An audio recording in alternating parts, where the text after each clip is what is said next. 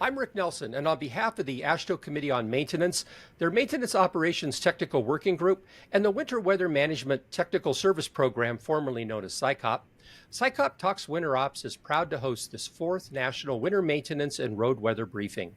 Now, these briefings give organizations working in the severe weather and maintenance operations space an opportunity to showcase their efforts to help you achieve your winter maintenance and operations mission. Now, this briefing features the No Boundaries Pooled Fund, and with us is Heath Patterson of the Mississippi DOT. Heath, it's sure good to see you again. Good to see you, Rick. Say, Heath, before we get started, tell us a little bit about yourself and how you came to be associated with the No Boundaries Project. Sure. Yes. So I'm the state maintenance engineer for Mississippi DOT. Once upon a time, 10 years ago, I think now, when I was appointed, we were actually already members of the No Boundaries Pooled Fund. However, I was asked, hey, what is this and why are we paying money into this thing? I did a little bit of digging and shrugged my shoulders, and we subsequently got out of the pooled fund. After a couple of years doing some more digging and hearing some good stories about what was happening in that pooled fund, I convinced our leadership to get us back involved, and we've been involved ever since. All right. So, Heath, what is going on with No Boundaries these days? Glad you asked. I'll give you a little update on what we've done this year. But a little background, again, for those that may not be familiar. The purpose of No Boundaries is to sort of come together in this community practice, focusing on maintenance, transportation maintenance, and innovations. We identify those technologies that some states are using to sort of share those ideas around within the group.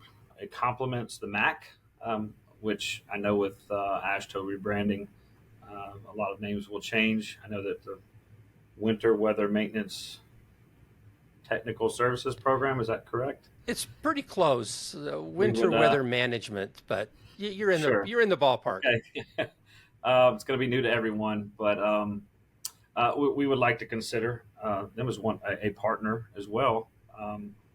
And we historically have focused on only spring, summer, and fall because there are pooled funds dedicated to a lot of things, winter maintenance already.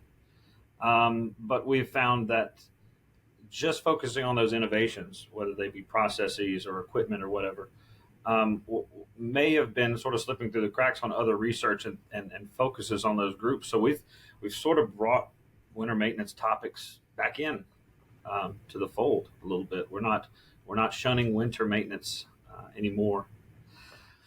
We've got 5 sort of major goals that No Boundaries tries to achieve. Help members share these innovations in equipment, materials, and processes.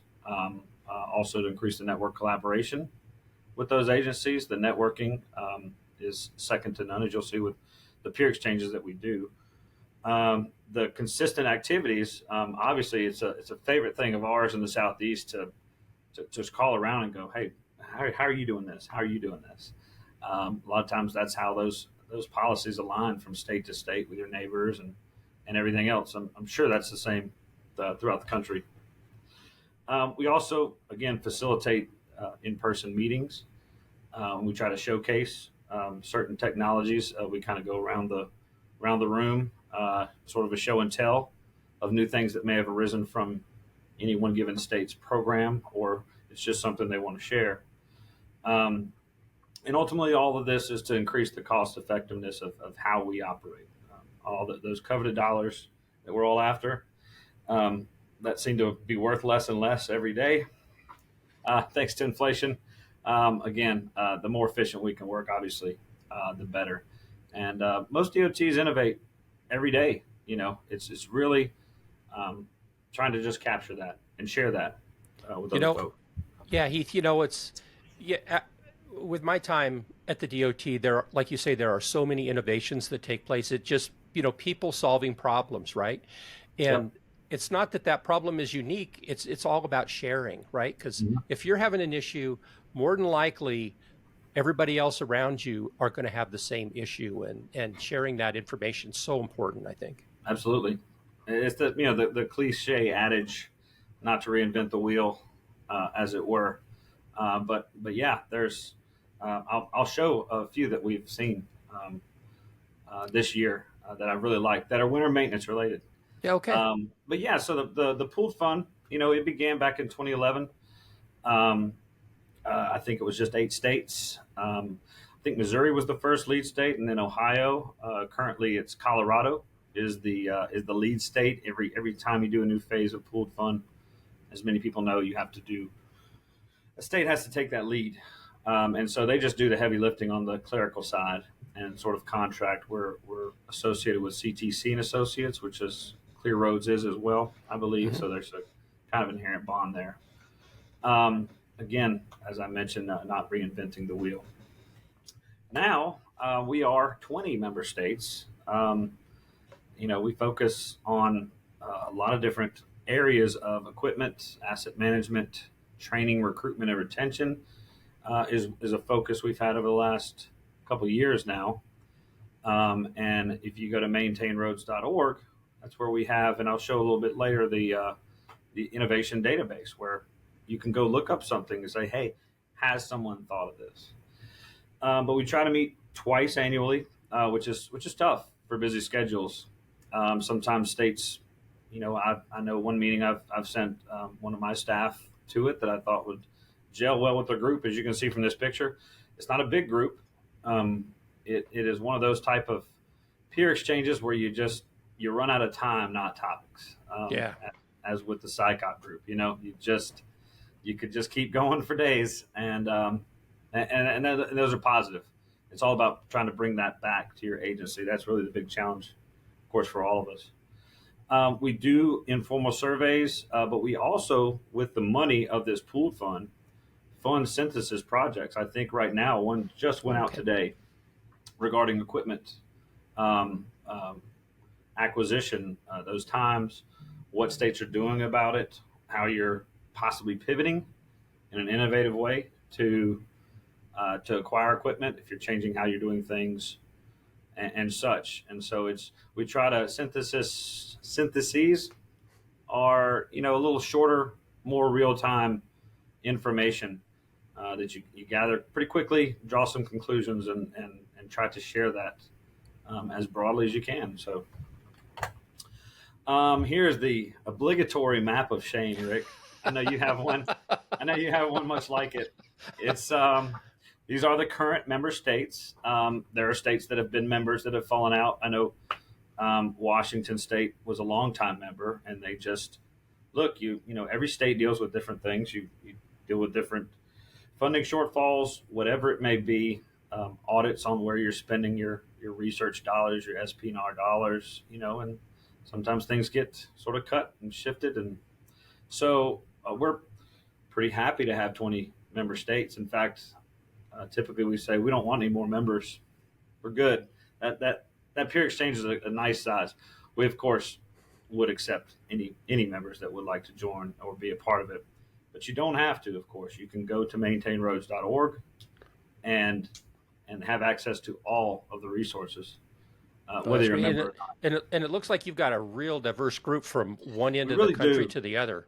Absolutely do. North and south, east and west. It is a diverse group of I guess, environment types or climate types, as it were, for how often, Maine deals with winter maintenance versus Mississippi. It's a little different, Rick. It's a little different climate. I guess we'll be up there pretty soon. Let's see. Also on this map, it shows, you can see there in Washington some of the locations where we've actually had those peer exchanges. And we've tried to move that around the state. I tell you what, there's been some really incredible ones. The one in Sacramento really stood out to me, being able to see what a state that has money can do with some of their equipment processes. I mean, they build everything as efficient as an auto manufacturer with their dump truck / plow vehicles. It was really incredible. So a lot of our partners and liaisons, of course, Federal Highway, as it's a pooled fund, and AASHTO. I'm sort of act as the liaise between the MAC group and the No Boundaries group, officially / unofficially. We also work with TRB, APWA. Front Range Community College provides, they're really trying to bolster their maintenance um, program of a degree. It's an associate degree in highway transportation maintenance. Yep. They're really sort of collaborating with us to try to get the word out there. I think there are several member states that have. It's only a few applicants per year, I think, at this point, but they're trying to, of course, grow it. And of course, as I mentioned, Clear Roads had inherent link with CTC, and being able to stay in tap with what they're doing, to not try and duplicate efforts. Right. So the peer information sharing, peer exchanges, typically 3 days. The last one we had was in April in lovely St. Louis, Missouri. I finally got a chance to try St. Louis barbecue versus Mississippi barbecue. Still got Kansas City barbecue on my list, but is it lunchtime? Yeah, that's probably It's getting close, right? Yeah, there it is. But no, at that presentation, again, Front Range presented the local LTAP, which they're doing a lot of things in safety innovations in Missouri. It was very informative to me. They seem to be much more robust than our LTAP program in Mississippi. It was a nice thing to see. ODOT presented. We had, of course, our innovation show and tell, which we go around the room. But the big part of this trip was the site visit. We timed the meeting around Missouri's innovation showcase, which was I was very excited to be a part of, as I'm trying to launch a innovation program within our agency, to be able to see what Missouri, who has had a very long and storied history with having this innovation showcase program. I was very excited to see that. I was not going to miss it for the world. And it lived up to all the hype for me. As you can see, that's kind of a picture of the bottom there. And it was in a huge conference center. And I know folks will be able to read this later on, but these are a lot of the things that were showcased in productivity or project innovations or tool and equipment. Those are sort of those three categories. And these are all the things that are showcased. These are individuals from these DOTs taking the time to present this innovation in such a way. It's like a science fair. You go through the tables, they've got their literature. It was amazing. It's something that they can be proud of.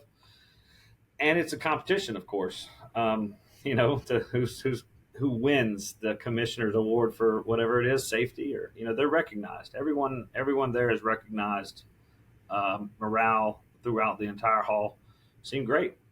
Some of the things that sort of stood out to me that I kind of wanted to share with this group were involving winter maintenance that they showed. Some people may have these heated windshield wipers. Somebody from Mississippi, this is very new to me. Like, why would you need to heat windshield wipers? You might need to cool them so they don't melt right now. But why would you need to heat them?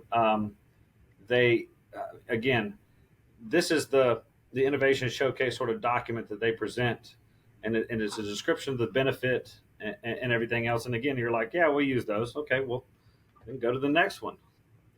This guy built out of gutter parts a way to get intake. When ice builds up on the windshield, it's a way to get air down into the air intake that was typically freezing up. And they just said, well, here's the problem, and let's build something to fix it. So they use PVC gutter, and there you have it. On a Freightliner, you can use his design, and you won't freeze up on your intake. Now, the wing plow is not necessarily something new, but they were using tow plows in this particular office, and they showed how they were saving money and doing the same thing with a wing plow versus a tow plow. And you only requires a Class B CDL versus a Class A, which is becoming an issue. You had to have that Class A to be a tow plow driver. Now, it broadens your spectrum of staff that can drive these vehicles. So building on that, not necessarily an innovation, but just that alternative, they realized that taking on and off that wing plow to do other summer maintenance stuff was problematic and unsafe, and so they rearranged how they hooked up all their supply lines. But then this guy took the wing plow arm and created a sign stop puller to pull foundation signs for changing out signs during the summer using the same fittings and this innovative attachment. So again, you can see how one innovation may lead to another. Just the again, the culture of innovation that it helps to harvest is really the overall benefit to the agency, not necessarily, the specific efficiency that this sign puller created, but just overall, kind of that's the key to it, I guess. So, as I mentioned, on maintainroads.org, we have the innovation database. Any topic area can be searched. We definitely encourage states to share innovations, whether you are, again, a member or not. We want this database to be as big and robust as possible. We want people to be able to use it. We want it to be a usable resource for any state DOT, any practitioner. So you go in, you fill out some very basic information about what you're, we want to keep it into certain categories so that you can quickly, broadly search, not really have to drill down into what you're not sure you're looking for yet, So we wanted you to be able to browse as well as search. So there's some basic things that we do ask for, but any agency, again, can submit. So right now, again, we have a synthesis going on for equipment acquisition and management challenges. Of course, it's something that everybody across the country is feeling right now. We have a separate division that handles our asset acquisition for trucks and fleet. And I hear horror stories from them. All of our equipment managers around the state, folks are telling them 18 months for this.